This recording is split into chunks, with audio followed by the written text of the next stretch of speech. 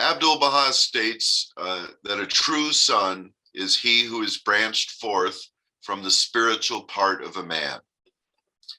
And then in Abdulbaha's last tablet to America, the master's last tablet to America, he concludes the tablet by explaining that the divine gardener removes the dry or weak branch from the healthy tree and grafts to it a branch or agsan from another tree. So we have the legal statement of adoption in the Baha'i writings, and this is a new revelation that supersedes the laws and practices of Judaism, Christianity, and Islam. And in regard to that, adoption is a law that's upheld by all the peoples of the world. And a legally adopted son has all the rights and privileges of a natural son. Adoption is something that's legal in the Christian world, in the Jewish world, and in the Islamic world. Muhammad himself had an adopted son. So adoption is something that is stated. It's also prophesied of in the Bible. In Genesis 49:10, it says, the scepter shall depart from between the feet and legs of Judah. And Judah is the tribe of King David, where the throne line continues. So it's referring to the Davidic throne line and kingship. And it says the scepter shall depart from between the legs of the tribe of Judah. And between the legs is indicating the reproductive, biological, physical organs. And it says that, and then it shall come to whom it belongs when Shiloh comes. So this is a prophecy of the fact that when the root and the branch of David show up, Baha'u'llah and Abdulbaha, immediately the branch will adopt a son. So this is spoken of in the different prophecies. It's mentioned in the Baha'i writings, and also the form and style that Abdulbaha used to adopt Mason Remey is upheld by the laws of the East of the Ottoman Empire, and was ratified in the same process that the state of Israel uses, and upheld by the British Mandate in the West. So it's a universal law of adoption applicable to the East and the West, and was the actual law in Palestine during the Ottoman times, the British Mandate, and the state of Israel. The Supreme Court of the state of Israel has stated that if a man calls another man his son, and these expressions are not mere terms of affection, but he's raising him up to be his successor, then this adoption is legal and binding. And Abdulbaha educated and raised Charles Mason Remey up to be his son that had branched forth from the spiritual part of Abdulbaha. He welcomed him into the holy household.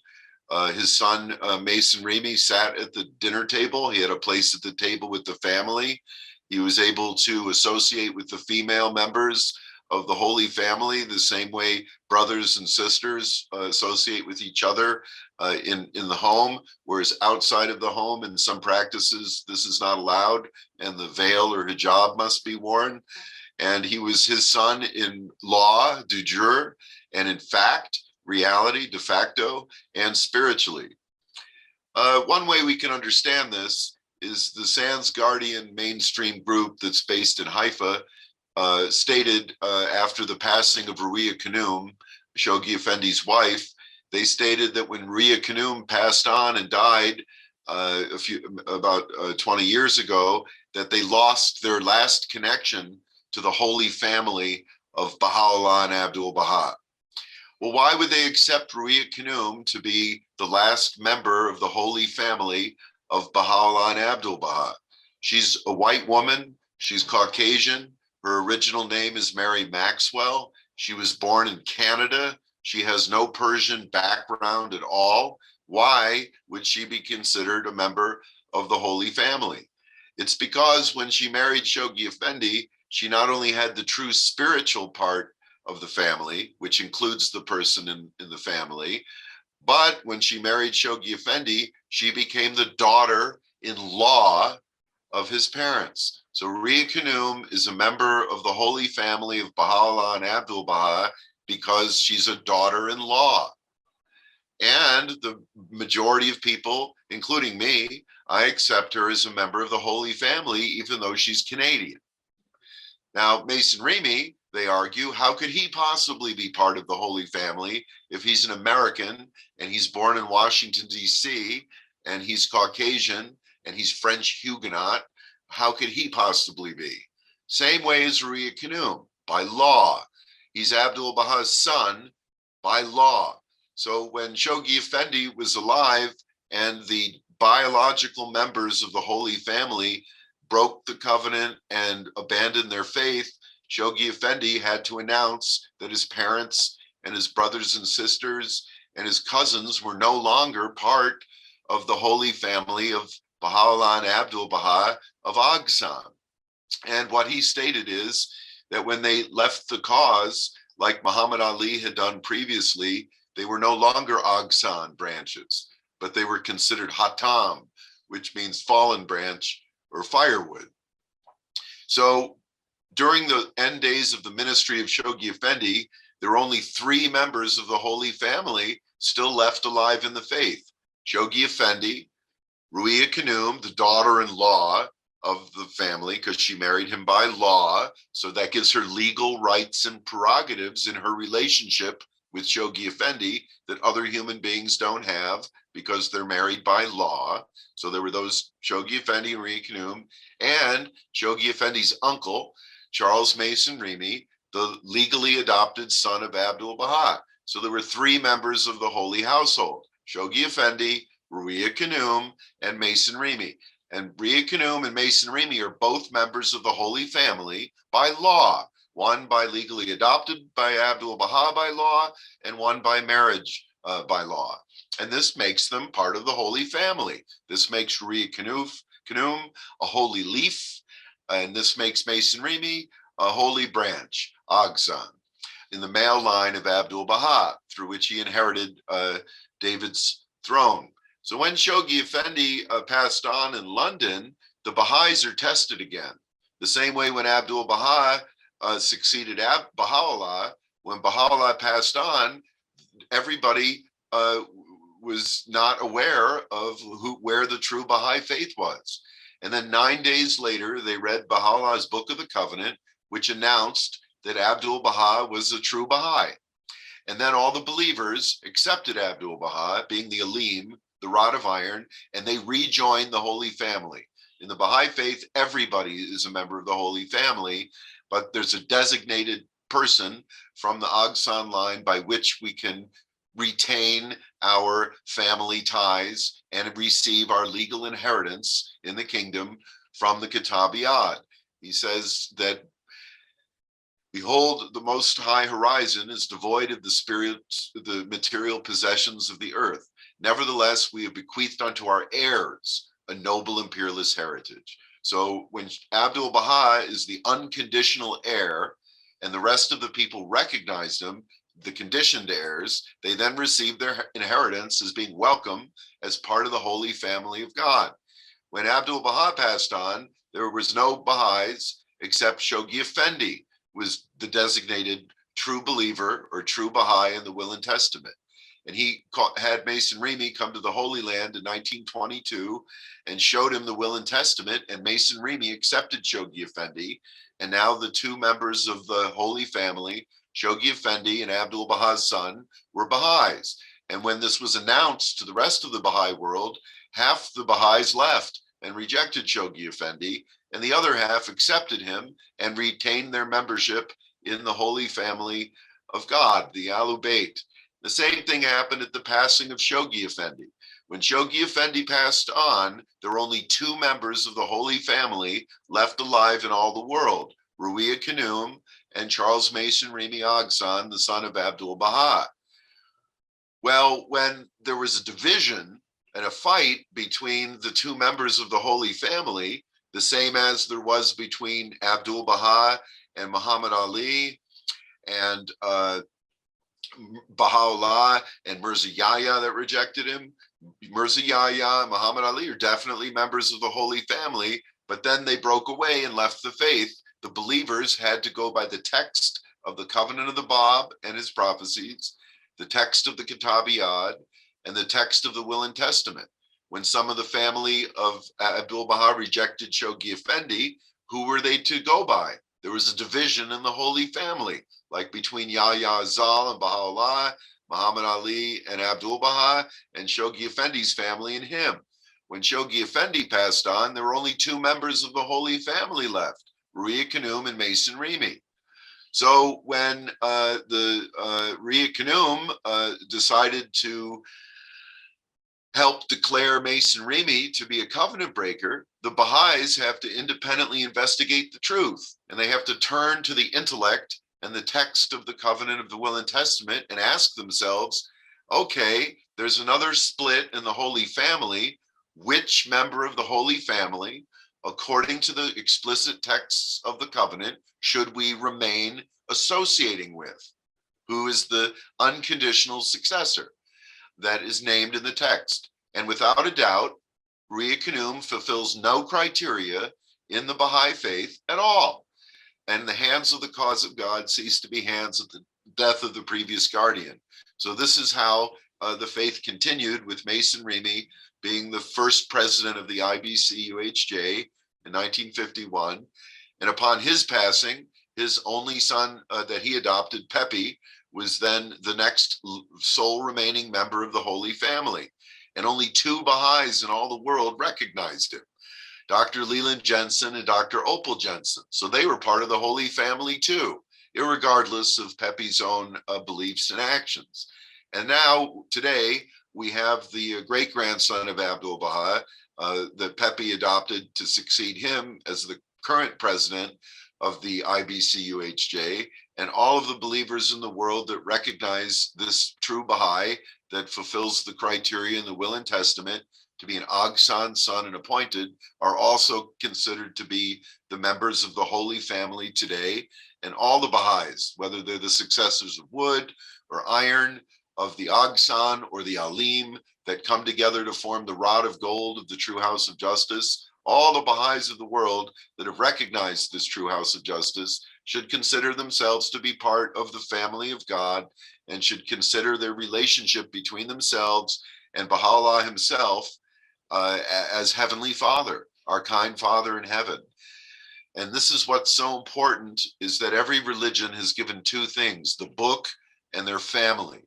So the difference between the Baha'is under the provisions of the covenant and the other six main Baha'i groups, including the one in Haifa, is all the leadership and all the believers of the other six so-called Baha'i groups admit, confess, and testify that they have no connection to the Holy Family at all, that none of the members of those other six communities have any connection to the Holy Family being in the leadership of their community as far as designating the true house of justice.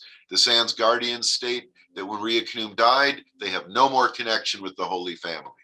And the pseudo-guardian groups, Marangela and Shogamonian and Rex King Tarbiat group, they have no connection to the Holy Family, and they say so. And the John Carey group that followed the Mani, the prophet, for a while, that's got nothing to do with the family either. Moses gave his holy book and his brother Aaron. Muhammad gave his holy book and his son-in-law Ali and the Imams. All of them have given their book and their family. Adam gave his holy book and his family through Enoch. Abraham had a holy book and he gave his son Isaac. Isaac had his covenant and he gave Jacob. Jacob had his covenant, Jacob Israel, and he gave his holy family of the 12 tribes and designated the tribe of Judah as the bloodline succession of the covenant for the rod of wood, and gave the rod of iron of spirituality to his son Joseph, which is a prophecy for all the people of the world being able to be reunited in what really is this day of resurrection and renewal, is the great family reunion of the family of God. And this does, in fact, include all the people living in the world. So to state that Ruia Khnum's certainly a member of the Holy Family, and Mason Remey possibly couldn't be because he's white and French, Huguenot, and born in America, is absurd, because they accept Ruia Khnum that has all the same characteristics physiologically as Mason Remey, and yet they don't disqualify her from being a member of the Holy Family because she married Shoghi Effendi, so she was a daughter-in-law by law of the Holy Family. But Mason Remey is the son of Abdulbaha, who is branched forth from that spiritual part of a man and was invited into the Holy Family, and Abdulbaha even had him be the tutor of Shoghi Effendi in the Holy Family, his uncle tutoring his nephew, according to the ways of the East.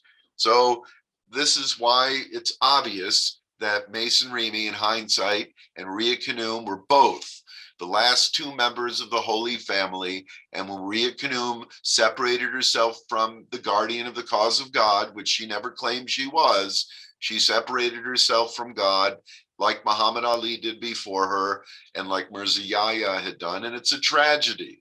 You know, I don't know what it's like in the afterlife, if they were forgiven on their deathbed, or if Baha'u'llah's sons were reunited with him in the spirit, or if Mirza Yahya, free from Sayyid Muhammad Isfahani, once he was in the afterlife, was repentant and accepted his brother Baha'u'llah to be him whom God shall make manifest. There's a prayer in the Octus that says if Mirza Yahya actually spiritually repented, he would be welcome back. So we don't have any hatred or acrimony or disparaging comments about Ruia Khnum or Muhammad Ali or Mirza Yahya. These are descriptions. And these people had to play the role that they did of opposition to help form God's process of the fashioner. This was all meant to be so we could all have an education today about not repeating the wrongs of previous Baha'i generations. So covenant breaking is a moot point. There's no more breaking of the covenant. Nobody's going to be able to break the covenant. If somebody tries to pull a stunt like Mirza Yahya or Muhammad Ali or Ruia Khnum in the hands, everybody's too smart and wise to what they did and how the catastrophe has come upon the people, such as this misguidance from this headless entity that has ruined the educational opportunities of people in Iran. So yes, adoption, legal adoption is in the Baha'i writings. It's upheld universally throughout the world, in both the East and the West. The British Mandate, the Ottoman Empire, the State of Israel, and even Muhammad himself had adopted a son, and it's prophesied of in Genesis 49:10. And myself, although I'm adopted by Pepe, I'm not an adopted son. I'm actually a hereditary descendant of the tribe of Judah through King David and King Solomon and my father's line, from the same ancestors as Baha'u'llah and Abdulbaha, the Exilarch Bostanai, and the Persian princess Izdandad or Dara, who's descended from Zoroaster. So Mason Remey wrote this. When he gave Pepe instructions, he published in the 1960s that he was waiting for a natural branch of the same biological family as Baha'u'llah and Abdulbaha, who he was prophesied to arise and qualify, that the French son of Abdulbaha, that was his son, and then Pepe was Italian, that was Mason Remey's legally son, would then graft back in a natural branch. This is prophesied also in the book of Romans. It says that the natural branch will be grafted back in. So I'm actually a natural branch from a collateral relatives of Baha'u'llah and Abdulbaha, them being Jewish. My family moved up out of Persia through Georgia and then settled actually in the Ukraine. We still have family there in the Odessa area that are descendants of my mother's father's sister, and we haven't heard what's happened to them yet. So, the whole point of the Baha'i faith is that we don't go by pedigree or physiology. Being physiologically related to something is not important. Mirza Yahya was physiologically related to Baha'u'llah. It didn't do him any good. Mason Remey and Joseph Pepe were adopted into the Holy Family because they branched forth to the spiritual part of a person. All the believers are spiritual sons of Baha'u'llah and Abdulbaha, but Mason Remey was more than that. He was his legally adopted son, his son by law, making him by law the member of the Holy Family that fulfills the criteria in the Will and Testament. And unfortunately for herself, Ruia Khanum rejected that and created these problems and splits and divisions in the Baha'i world, similar to what Muhammad Ali and Mirza Yahya did prior to her. But these were meant to be so that us alive today don't have to repeat the mistakes of that previous generation, and we can enjoy our life today in the second epoch of the golden age of the dispensation of Baha'u'llah that we're now in.